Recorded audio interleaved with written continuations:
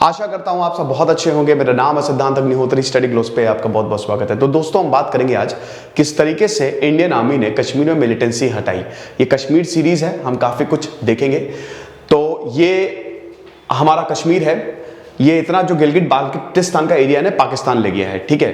अब वो तो ये पीओके कहलाता है, लेकिन पाकिस्तान इसको आजाद कश्मीर बोलता है, ताकि इंटरनेशनल पोडियम पे, क्योंकि जिस दिन पाकिस्तान ने बोला कि ये कश्मीर हमारा है, उससे अगले दिन ही भारत पूरा छीन ले जाएगा ये, ठीक है।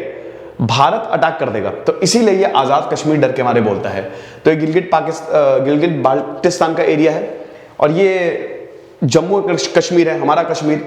ये पूरा लद्दाख है। अब तो खैर जम्मू एंड कश्मीर और लद्दाख जम्मू एंड कश्मीर से बड़ा है, लेकिन ये अलग हो गया। ये अक्साई चीन है, ठीक है, जो चीन ले गया था। ये ट्रांस काराकोरम ट्रैक्ट है, जो पाकिस्तान ने चाइना को गिफ्ट में दे दिया था, ठीक है।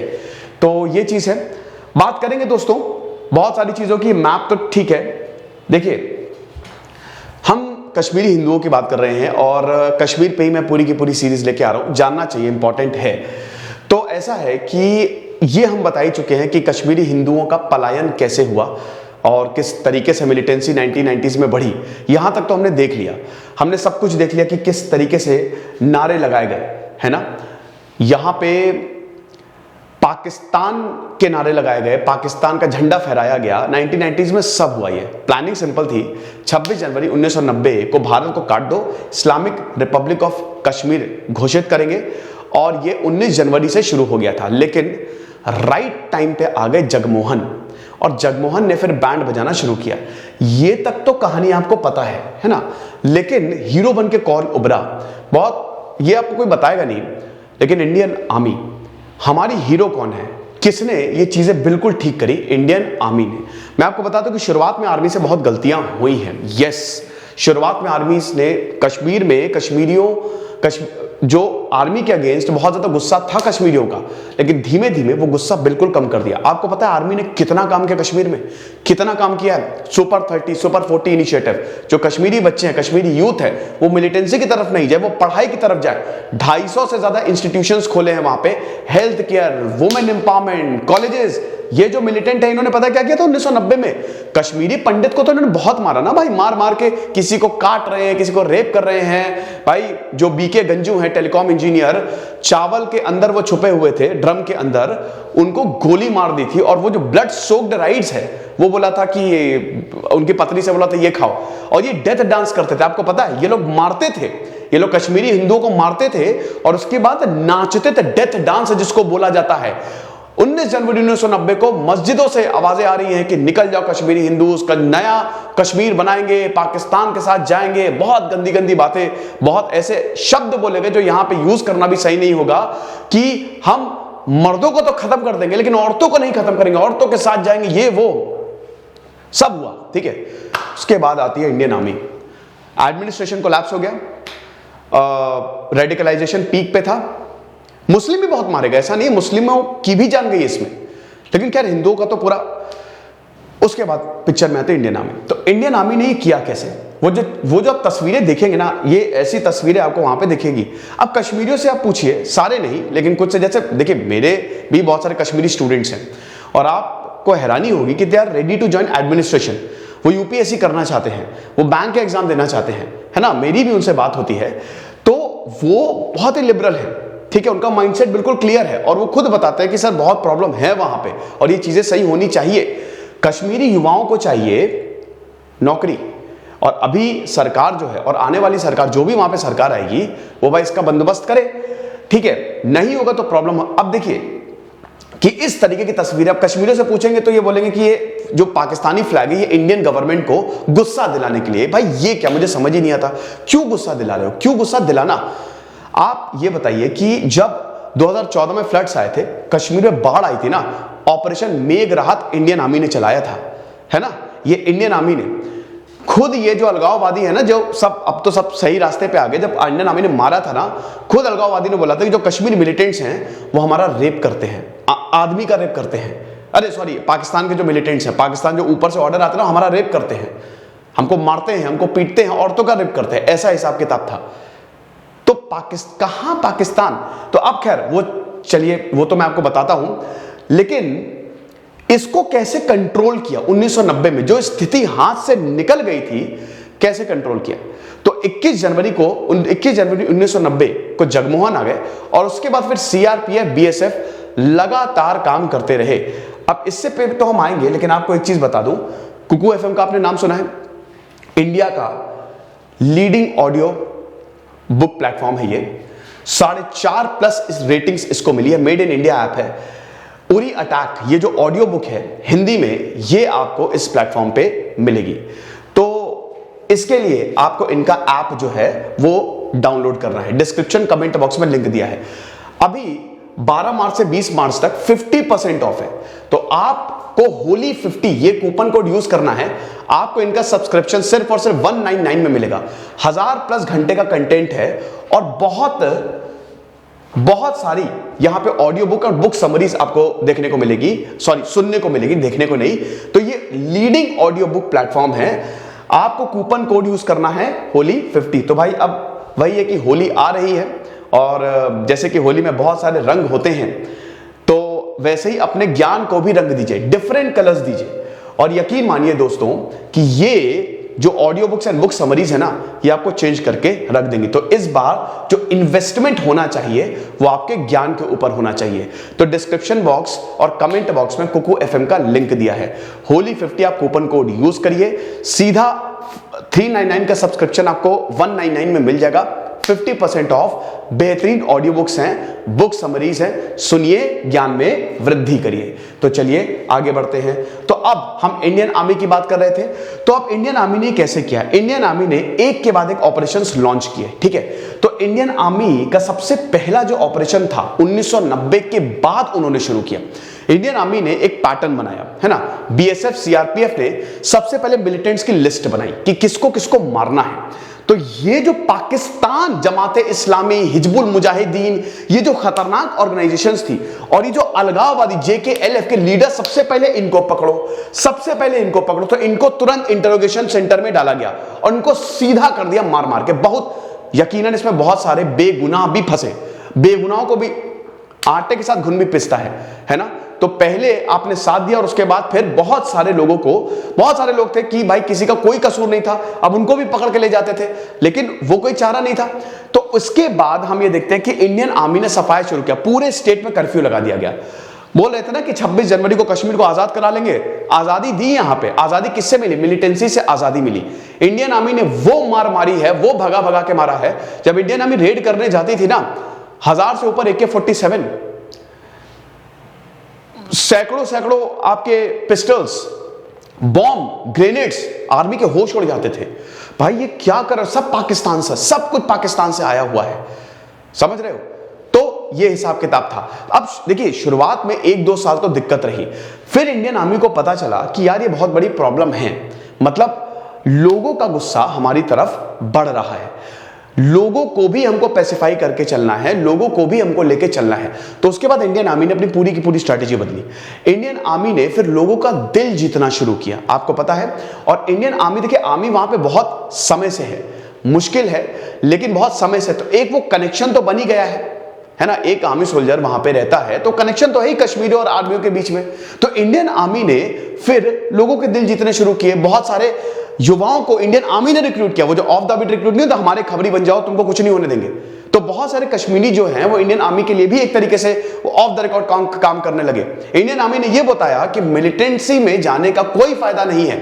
और इनफैक्ट इसका नतीजा ये हुआ कि बहुत सारे कश्मीरी जो थे उन्होंने ये माना कि मिलिटेंसी में जो मेरे बच्चे गए हैं सबसे बड़ी भूल थी हमारी। इनफैक्ट आप वो छोड़िए, जो बिट्टा कराटे यासीन मलिक तक ने माना है कि भाई मिलिटेंसी बिल्कुल नहीं करनी है, मिलिटेंसी करनी ही नहीं है। एक तो पाकिस्तान ने धोखा दे दिया भाई। पाकिस्तान ने बोला था कि इधर तुम अनस्टेबिलिटी फैलाओ, हम पीछे से आ जाएंगे, लेकिन एक तो पाकिस्तान ने धोखा दे, कुछ नहीं आया। पाकिस्तान कहां जीत पाएगा यार, छोटा सा मुल्क है वो, छोटा सा क्या, इंडिया से ही निकला है वो। मैंने बताया ना कि अगले दिन पूरी की पूरी इंडियन आर्मी ने पाकिस्तानी आर्मी को हरा दिया था। 1971 में पूरी पाकिस्तानी आर्मी हमारे पास थी। अगले दिन चाहते तो हम पाकिस्तान को खत्म कर सकते थे, अपने में मिला सकते थे, लेकिन भारत के ऐसे संस्कार नहीं है, ठीक है, बड़प्पन हम हमेशा दिखाते हैं। तो इस तरीके के बहुत सारे ऑपरेशंस जो हैं वो इंडियन आर्मी ने लॉन्च किए हैं। इंडियन आर्मी जब मैं बोलूं ना तो आप बीएसएफ, सीआरपीएफ, पूरे सिस्टम को इंक्लूड कर लीजिएगा। एक मूवी में कश्मीर फाइल्स में डायलॉग है कि सरकार भले उनकी में, सिस्टम तो हमारा ना, सिस्टम यहां पे इनका है, सिस्टम इनका चलता है, ठीक है। तो ये ऑपरेशन ऑल आउट, ये जो ऑपरेशन था, it was launched by Indian security forces 2017 में। देखिए बुरहान वानी एक बहुत बड़ा, देखिए प्रॉब्लम बाद में क्या हो गई थी ना, कि जैसे मैंने बताया कि अब इंडियन आर्मी की भी गलतियां रही हैं, यहां पे इंडियन आर्मी ने कहीं ना कहीं थोड़ा बहुत मूड परखने में गलती कर दी। तो अब कोई जैसे जाता था, कोई जैसे जा रहा था, कोई युवा है 15-16 साल का, इंडियन आर्मी ने उसको मार दिया या थोड़ा सा झड़प हो गई, तो उसमें गुस्सा हो जाता कि इंडियन स्टेट तो ऐसा है, अब मैं उठाऊंगा हथियार। ये बाद में इंडियन आर्मी ने रिवर्स किया। बुरहान वानी 2016 में जब बुरहान वानी का एनकाउंटर किया, बुरहान वानी की बहुत ज्यादा पॉपुलैरिटी थी, है ना, वो कहते हैं ना कि वो नए एज का एक तरीके से वो लीडर था, न्यू एज का, न्यू यूथ, बहुत ज्यादा सोशल मीडिया पे वीडियो डालता था। जब बुरहान वानी का एनकाउंटर किया तो घाटी में बहुत तनाव हो गया, कश्मीर में बहुत ज्यादा तनाव हो गया। तब उसके बाद आर्मी ने एक के बाद एक ऑपरेशन लॉन्च किया कि कुछ भी करके इसको कम करना है। तो 1990s का तो ऑपरेशन था, 1991 से लेकर 1996 पूरी तरीके से मिलिटेंसी को वाइप आउट कर दिया, 400 से ज्यादा आतंकियों को मार दिया, एलओसी से पार जो भी आता था सीधा ऊपर जाता था, 4000 से ज्यादा मिलिटेंट्स को जेल के अंदर डाला, इंटरोगेशन रूम के अंदर डाला, उनको बहुत मारा, सीधा कर दिया इनको ठोक पीट के। ऑपरेशन ऑल आउट ये एक जॉइंट ऑफेंसिव प्रोग्राम था, ठीक है। तो 2017 में जब बहुत सारे मिलिटेंट्स आ गए थे, जब भी कश्मीर में प्रॉब्लम होगी, पाकिस्तान इधर से सप्लाई करता है मिलिटेंट्स, ठीक है, आतंकी सप्लाई करता है। तो जो कश्मीर के मिलिटेंट्स थे, जो हिजबुल के मिलिटेंट्स थे, जो लश्कर तैयबा के मिलिटेंट्स, जैशे मोहम्मद अल बदर के मिलिटेंट्स थे, उन सबको खत्म किया, ठीक है, ऑपरेशन ऑल आउट में। इसमें Indian army, CRPF, Jammu and Kashmir police का बहुत बड़ा योगदान है। जम्मू एंड कश्मीर, देखिए जो कश्मीरी है ना, वो ऐसा नहीं है, वो भाई बहुत बहादुर भी हैं, ठीक है। ये जम्मू एंड कश्मीर पुलिस में भाई कुछ तो ऐसे इंस्टेंसेस आए हैं कि क्या जबरदस्त काम किया पुलिस ने, ठीक है। तो बहुत सारे कश्मीरी भी इसमें इन्वॉल्व इसमें हैं, यहां पे बीएसएफ, आईबी। तो it was launch against numerous militant group including लश्कर तैयबा, जैशे मोहम्मद। अब वही चीज है कि मिनिस्ट्री ऑफ होम अफेयर्स ने इसको कंसेंट दिया, जैसे बुरहान वानी को माना कि भाई 2016 में तुरंत इनको निकालो, तो वहां पे काफी मिलिटेंट्स को मारा गया। देखिए जब बुरहान वानी मरा तो उसके बाद फिर अमरनाथ यात्रा यहीं से होकर गुजरती है, तो उस पर हमला कर दिया आतंकियों ने, 8 हिंदुओं की जान गई। उसके बाद फिर मिनिस्ट्री ने बोला कि ऐसा है, इनको मारो खत्म करके।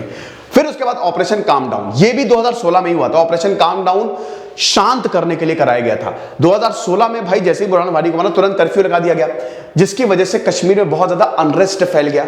अब इसमें भाई पत्थरबाजी समय बहुत होती थी, यहां पे 90 सिविलियंस मारे गए थे, 90 सिविलियंस मारे गए थे और 2 सिक्योरिटी पर्सनल भी मारे गए थे। देखिए भारत की अगर बात करें तो अभी तक 1990 से लेकर अभी तक 750 से ज्यादा जो जवान है वो हमारे वीर गति को प्राप्त हुए हैं।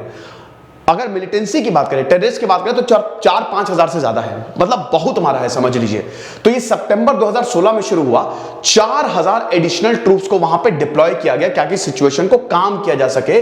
और ट्रूप्स साउथ कश्मीर में ज्यादा थी, स्कूल, शॉप्स, कनेक्टिविटी थोड़े समय के लिए इसको बंद की गई, क्योंकि बहुत, देखिए कश्मीर को क्यों खुला नहीं छोड़ सकते, क्यों यहां पे जैसे 2019 में 370 हटाया, तुरंत कश्मीर में कर्फ्यू लगाया।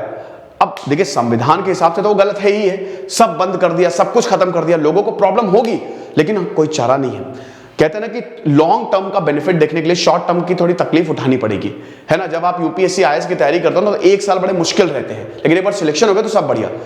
पंजाब का आप एग्जांपल दीजिए, पंजाब में 1980s में बहुत इंसर्जेंसी थी, अब सब नॉर्मल है। नॉर्थ ईस्ट का एग्जांपल देखिए, नॉर्थ ईस्ट आज इस समय सबसे डेवलप्ड रीजन्स में से एक है, सब कुछ नॉर्मल है। अब ऐसे ही कश्मीर के साथ होगा, मैं दावे के साथ कह सकता हूं दोस्तों, अगले 4 साल में कश्मीर का भविष्य इतना उज्जवल होगा। जो कश्मीरी है ना, जब आप इंटरव्यू देखेंगे तो कश्मीरी बोलता भाई साहब हम तो बर्बाद हो चुके हैं, हमारे पास खाने के लिए नहीं, हमारे पास कुछ नहीं है। टूरिज्म मेन है यहाँ पे, टूरिज्म मेन है, एग्रीकल्चर भी मेन है, लेकिन टूरिज्म आता ही नहीं है। तो देखिएगा कश्मीर कितना जल्दी डेवलप करता है, और उसमें आर्मी की बहुत ज्यादा भूमिका है। तो यहां पे एक मिनट मैं पीछे चलता हूं थोड़ा सा। हाँ, तो ऑपरेशन काम डाउन में इसको स्टार्ट किया गया था ताकि वही है कि अच्छा सॉरी मैं बता रहा था कश्मीर को क्यों खुला नहीं छोड़ सकता। कश्मीर को इसलिए खुला नहीं छोड़ सकता ना कि तुरंत प्रोटेस्ट होने लगेंगे, और जैसे ही प्रोटेस्ट होने लगेंगे तुरंत मिलिटेंसी बढ़ेगी, पाकिस्तान फिर से अपनी फौज भेजेगा, फिर से अपने मिलिटेंसी कि जाओ हाँ भाई वहां पे खत्म करो। तो अब यही है कि कुछ भी बड़ा करने से पहले हमको तुरंत कर्फ्यू लगाना पड़ता है वहां पे। जैसे 2019 में किसी को रातों रात खबर नहीं हुई कि 370 हटने वाला है, तुरंत अमित शाह आए और उन्होंने 370 हटा दिया। अगर ये खबर हो जाती, ये लीक हो जाता ना, तो कश्मीर में भयंकर प्रोटेस्ट होने लगते और पाकिस्तान भी अपनी तरफ से कुछ ना कुछ गड़बड़ करता। अब सरकार ने बहुत जबरदस्त दिमाग यूज किया कि तुरंत कर्फ्यू लगा दिया।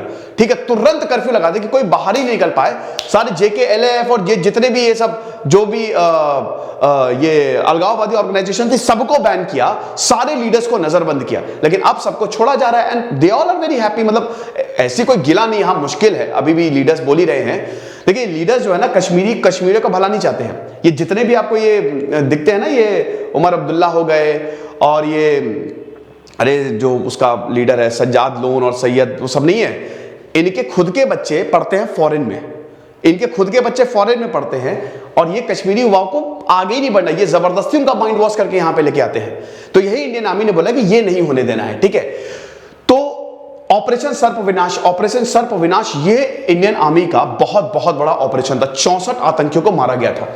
अब इसमें आपको पता चलेगा मिलिटेंट की सोच क्या होती है। ये ऑपरेशन था, ये जो हिलकाका पूंछ सुरंगकोट एरिया है ना, पीर पंजाल का, देखिए पूरी हिमालयन रेंज है। आप समझिए कि हिमालयन रेंज है ना, यहां पे मिलिटेंट्स ने गुफाएं बनाई हुई हैं, यहां पे टनल्स है बहुत सारी, ये एक नेटवर्क है LOC के अंदर।